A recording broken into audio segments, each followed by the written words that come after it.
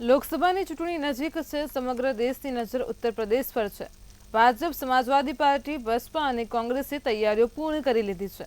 543 લોકસભા સીટોમાંથી સૌથી વધુ 80 યુપીમાં છે, જ્યારે 2019ની લોકસભા ચૂંટણીમાં ભાજપે 62 બેઠકો જીતી હતી. કેન્દ્રીય મંત્રી રાજનાથસિંહ લખનૌથી ચૂંટણી લડી રહ્યા છે. સમાજવાદી પાર્ટીએ તેમની સામે પૂર્વ મંત્રી રવિરાજ મહેરોત્રાને મેદાનમાં ઉતાર્યા છે. વડાપ્રધાન નરેન્દ્ર મોદી સતત ત્રીજી વખત વારાણસી બેઠક પરથી ચૂંટણી લડશે, તો ડિમ્પલ યાદવ મેનપુરી અને શિવપાલસિંહ યાદવ બદાઉન સીટથી સમાજવાદી પાર્ટીના ઉમેદવાર છે. ગોરખપુર સંસદીય સીટ પરથી ભાજપે ફરીવાર ભોજપુરી ફિલ્મના સુપરસ્ટાર રવિ કિશનને તક આપી છે. તેમની સામે સમાજવાદી પાર્ટીએ ભોજપુરી અભિનેત્રી કાજલ નિષાદને પણ મેદાનમાં ઉતારી છે. સંજીવ બાલિયાનને પશ્ચિમ યુપીની મહત્વની બેઠક મુઝફ્ફરનગરથી ટિકિટ મળી છે, તો સમાજવાદી પાર્ટીએ તેમની સામે હરેન્દ્ર મલિકને મેદાનમાં ઉતાર્યા છે. ભાજપે સતત ચોથી વખત ગૌતમ બુદ્ધનગર સીટ પરથી ડોક્ટર મહેશ શર્માને તક આપી છે. એ જ રીતે ડ્રીમ ગર્લ હેમા માલિનીને સતત ત્રીજી વખત મથુરા સીટ પરથી મેદાનમાં ઉતારવામાં આવી છે. તો ભાજપ, સમાજવાદી પાર્ટીએ ઉત્તર પ્રદેશમાં 80 બેઠકો આપવામાં આવી છે. લોકસભાની ચૂંટણીને લઈને ઉત્તર પ્રદેશ પર દેશની નજર છે.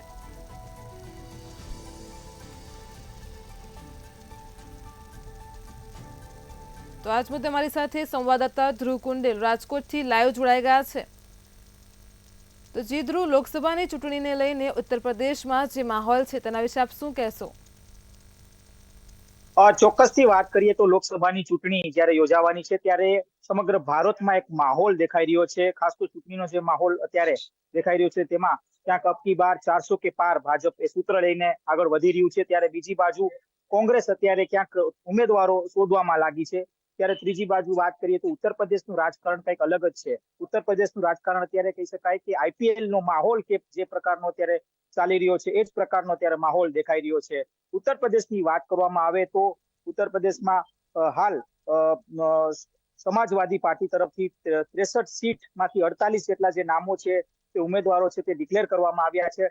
કુલ મિલાવીને ઉત્તર પ્રદેશની વાત કરવામાં આવે તો 80 જેટલી સીટ છે, તેમાંથી 17 જેટલી જે સીટ છે તે ગઠબંધનના ઉમેદવારો તેમાં ક્યાંક સંમલિત થવાના છે. એટલે કે ચોક્કસથી કહી શકાય કે જે આ 48 સીટ સપાએ જે જાહેર કર્યા છે એ 48 સીટમાંથી પણ અત્યારે ઉત્તર પ્રદેશ નું જે રાજકારણ છે તે અચૂડછું અત્યારે દેખાઈ રહ્યું છે. કારણ કે આ જે 8 સીટમાં જે ઉમેદવારો છે તે ક્યાંક બદલાવા પડ્યા છે સપાને. એટલે કે સમાજવાદી પાર્ટી હજુ પણ ક્યાંક સારા ચહેરાઓ ગોતી રહ્યા છે, કારણ કે સામે ભાજપ છે. ભાજપે ખૂબ સારું પ્રદર્શન કર્યું હતું.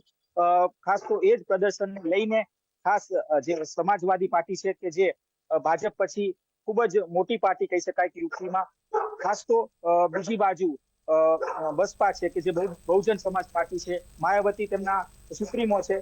માયાવતીની પણ એક પ્રકારની સ્ટ્રેટેજી છે, જે પ્રકારની સ્ટ્રેટેજી અત્યારે જે સમાજવાદી પાર્ટી અત્યારે અપનાવી રહી છે એ જ પ્રકારની સ્ટ્રેટેજી અત્યારે બસપા પણ અપનાવી રહી છે. બસપાની વાત કરવામાં આવે તો બસપાએ પણ પોતાના જે 3 જેટલા જે ઉમેદવારો છે તે બદલાવ્યા છે. મથુરાથી તે ઉમેદવાર છે તે બદલાવ્યા છે. આ સાથે હજી બે જે બેઠકો છે તે બદલાવવામાં આવ્યા છે.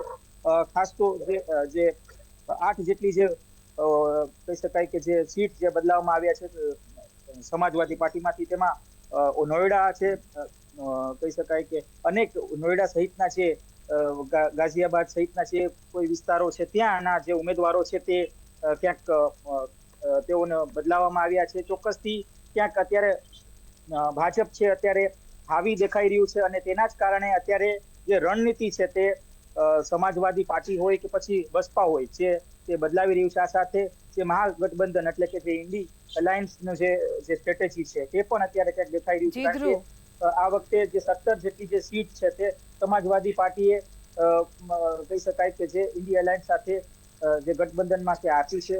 ચોક્કસથી એક ભય ક્યાંક દેખાઈ રહ્યો છે, અને આ ભયના કારણે અત્યારે એક આઈપીએલ જેવું એક એક્સાઇટમેન્ટ દેખાઈ રહ્યું છે. જી ધ્રુવ, સમગ્ર માહિતી બદલ આપનો આભાર.